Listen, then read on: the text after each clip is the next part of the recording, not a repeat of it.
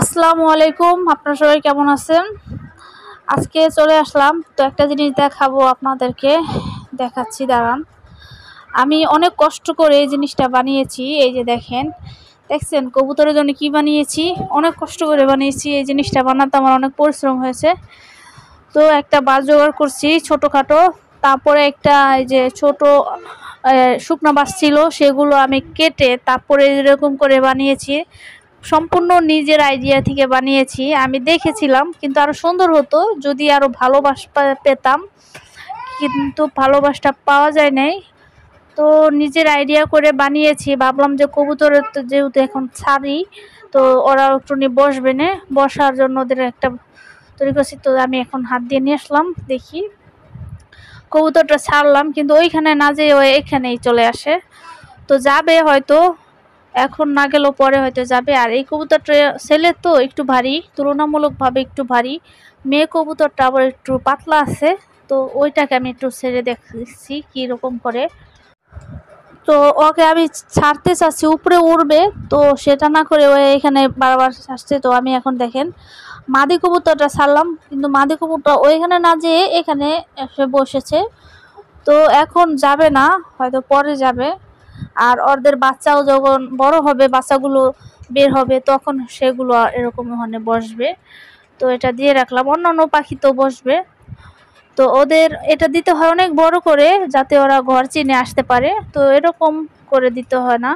তো আমার কাছে তো ছোট বাস ছিল, তার জন্য আমি এরকম করে দিয়েছি যে নাই মামা থেকে কানা মামা ভালো। তো আমার তো নাই, তো এতটুক আছে, এটাই যথেষ্ট। সামনে সম্ভব হলে বড় করে বানিয়ে দিব। তো কবুতরগুলো এখন বর্তমানে ছাড়তেছি, ওরা উঠতেছে আবার ভিতরে যাচ্ছে। একটু ভয় ভয় গো মুরগির জন্য। মুরগিটা হলো ঠোকর দেয়, দেখলেই ওরা অনেক ঠোকর দিতে চায়। তো দেখতে পাচ্ছেন আমার এই পরিবেশটা আমার কাছে অনেক ভালো লাগছে। বিকেলবেলা যখন এসে এখানে বসি অনেক ভালো লাগে।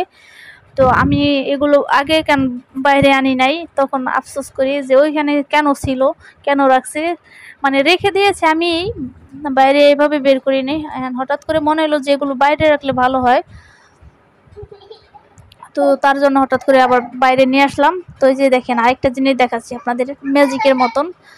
এই যে এগুলো আমি ছোট্ট গাছেই টপ, এগুলো ঢাকায় ছিল, আমার টপে ছিল। তো আমি ঢাকায় টপের মধ্যে হয়েছিল। এই দেখেন ম্যাজিকটা, মানে পরিষ্কার জায়গায় আমি হাত দিয়ে টান দিলে কিরকম জানি হয়ে যায়, সাদা হয়ে যায়। মানে কোনো আমি আঁচড় করছি না, নখ দিয়ে আঁচড় দিচ্ছি না, শুধু এভাবে দিচ্ছি। দেখেন কিরকম লেখা যায়, চকের মতন অনেকটা। তো দেখেন সবুজ সবুজ পেঁপে হয়েছে, এত সুন্দর লাগে দেখতে, বাস্তবে আরো বেশি সুন্দর লাগে। তো গাছের ছোঁয়া, যে প্রকৃতির ছোঁয়া যে এত সুন্দর হতে পারে। তো যখন এই গাছে ফল ফল হয় তখন আরো বেশি সুন্দর লাগে। তো আমি লেবু গাছটা, এখন আমার লেবু গাছে ফুল দেয় নাই। আর এখানে দেখেন আমার কোয়েল পাখি কিন্তু আরেকটা সমস্যা হচ্ছে। সমস্যাটা হচ্ছে কি, যে কোয়েল পাখি ডিম, এই যে 3টা ডিম পারছে আর পারে নাই ডিম। আর খাবারগুলো ঠিক মতো খাবার খায় না, এখন আবার নতুন করে খাবার খাচ্ছে। তো আমি বর্তমানে আরেকটা খাবার আনার চিন্তা করছি, সেটা হচ্ছে দেখেন কবুতর দুটো একসাথে আছে, দেখছেন কত সুন্দর লাগছে, ওরা একটা হাত বানিয়েছিল। আর এটা হচ্ছে আমার মুরগি, এই যে লাল মুরগিটা, ওর মাথার তাজটা কিন্তু লাল হয়েছে আগের থেকে। তো এই মুরগিগুলো সামনে ডিম পারবে, কিন্তু মুরগির কোনো লক্ষণ দেখছি না। ডিম পাড়ার আগে যে এরকম ডাকাডাকি করে ক্যাক ক্যাক করে, সেগুলো করতেছে না এখনো। ওরা ধান খাচ্ছে, পাশাপাশি হচ্ছে গম এবং ভুট্টা ভাঙ্গা, এই কটা জিনিস নিয়মিতই খাচ্ছে বলা চলে। আর ভুসি ভাঙ্গাটা, ভুসি আর কি গুলিয়ে দেয়, এটা মাঝে মাঝে দেই। রোদ যখন বেশি গরম পড়ে তখন আবার ওই খাবারটা দিই, ভিজা খাবারটা। আর এখন দেখেন আমি কোয়েল পাখির জন্য এই যে এই যে লতা পাতাগুলো নিয়ে আসছি, সবুজ লতা পাতা। দেখেন ওরা মিটিং করছে। তো এই যে দেখেন ওদের বীজ ডিম ভাবছিলাম করব, বা কোয়েল পাখির বাচ্চা ফোটাবো। তো সেটা আর সম্ভব হলো না, কারণ হচ্ছে ওরা ডিম পাড়া বন্ধ করে দিয়েছে। 3টা ডিম পারছে, একটা ডিম আছে আমার কাছে, একটা ডিম ফাইটে গেছে। আর 2টা ডিম, 2টা 3টা, হ্যাঁ হ্যাঁ 4টা ডিম পারছে, 4টা ডিম পারছে। তো একটা ডিম আমার কাছে আছে, তো একটা ডিমে আর কি বাচ্চা করব। তো দেখেন কোয়েল পাখিকে এবং মুরগিকে আমি এই পাতাগুলো দিয়েছি। তো ওদের নিয়ম করে পাতাগুলো দিতে হয়। তো সারা অবস্থায় যখন থাকে তখন তো ওরা সবসময় পাতা খায়, ওদের মনে যা চায় তাই খায়। তো যেহেতু বেঁধে পালি আর এগুলোকে ছাড়তাম, ছাড়ি না হচ্ছে ওরা অনেক বজ্জাত, চলে যায়। আহ, একটু ঘরের মধ্যে রুমের মধ্যে ছাড়ছি, ওরা কি ফালাফালি লাফালাফি কই থেকে কই গেছে গা। তারপরে লাঠি লুঠি দিয়ে পিটাই নামাইছি, এই অবস্থা করে। তো ওরা ওরা যদি ওদের ব্যবহারগুলো ভালো করতে পারে তাহলে ওদেরকে ছাড়বো। তো সম্ভাবনা আছে যখন ডিম বাচ্চা করবে তখন ছাড়বো, এর আগে নয়। এর আগে যেগুলো ছাড়তাছি, আর কোয়েল পাখি তো আমি ছাড়ি।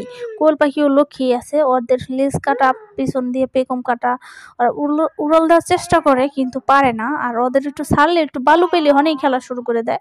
মানে কোয়েল পাখি খুব শান্ত একটা প্রাণী। তো আপনাদের একটু দেখানোর চেষ্টা করতেছি, দেখেন এই যে দেখেন এখানে ছাড়ছি, তো এখানে ওরা খেলা শুরু করে দিয়েছে। আবার নিচে ছাড়লে নিচেও খেলা শুরু করে দেয়, এরকম করে ওরা। ওরা অনেক ভালো। তো আপনি যেখানে দিবেন একটু বালু, সেখানে ওরা খেলা শুরু করে দেবে। আর যখন ফালাফালি করে খুব দেরিতে, যখন ওদের অন্য কোনো পশু পাখি অ্যাটাক করে তখন। তো আজকের ভিডিও চলে এই পর্যন্ত। আপনারা সবাই ভালো থাকবেন, সুস্থ থাকবেন। আসসালামু আলাইকুম।